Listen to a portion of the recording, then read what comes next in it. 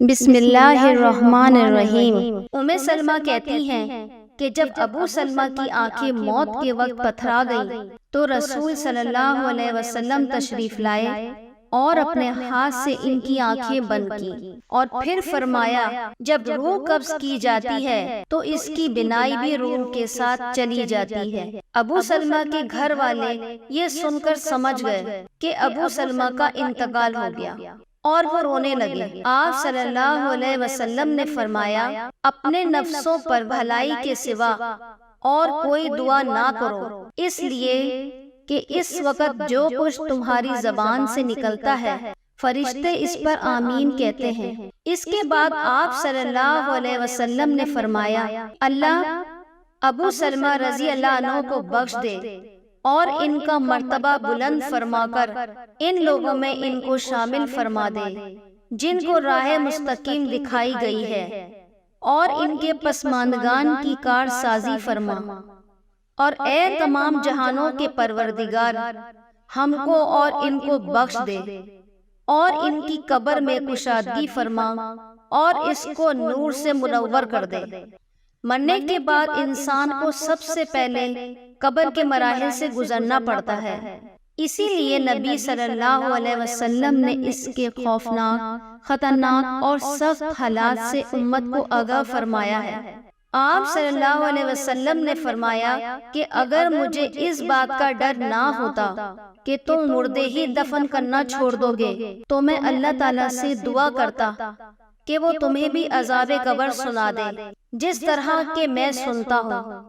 رسول صلی اللہ علیہ وسلم نے ارشاد فرمایا کہ قبر آخرت کی منزلوں میں سے پہلی منزل ہے، بس جس نے اس منزل سے نجات پائی اس کے بعد کی منزلیں آسان ہوں گی، اور جس نے اس منزل سے نجات حاصل نہ کی اس کی بعد کی منزلیں سخت و دشوار ہوں گی۔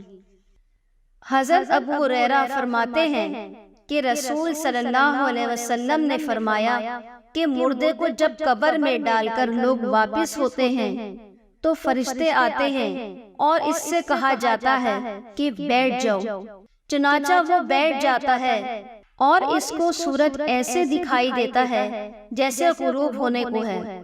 پھر اس سے کہا جاتا ہے کہ تم اس شخص کے بارے میں جو تم میں مبعوث ہوا تھا کیا کہتے ہو اور اس کے متعلق کی گواہی دیتے ہو؟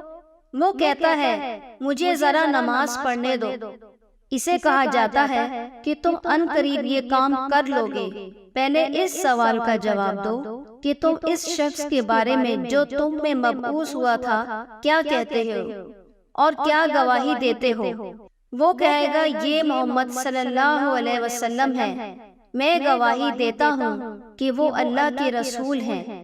اللہ تعالیٰ کے پاس سے دین حق لے کر آئے۔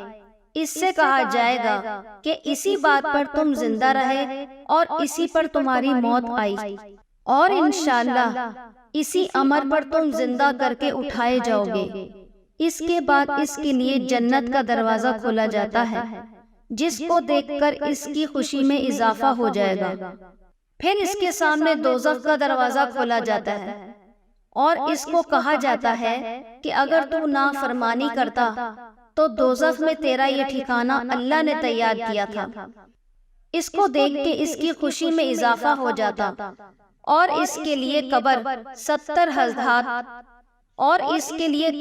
70 ہاتھ کشادہ کر دی جاتی ہے اور منور کر دی جاتی ہے، اور دوبارہ اس کا جسم پہلی حالت میں لوٹا دیا جاتا ہے اور اس کی روح کو عمدہ اور پاکیزہ خوشبو میں رکھ دیا جاتا ہے۔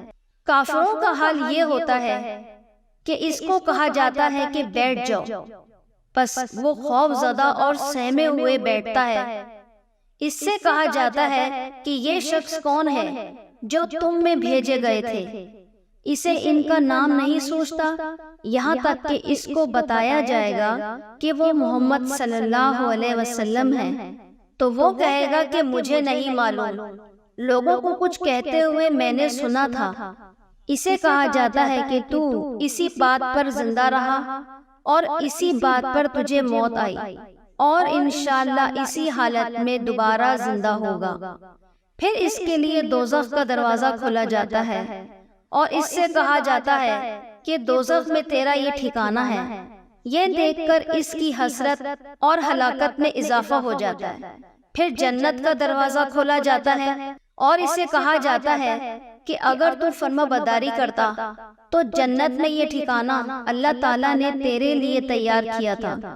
اس کو دیکھ کر اس کی حسرت اور ہلاکت اور بھی بڑھ جاتی ہے۔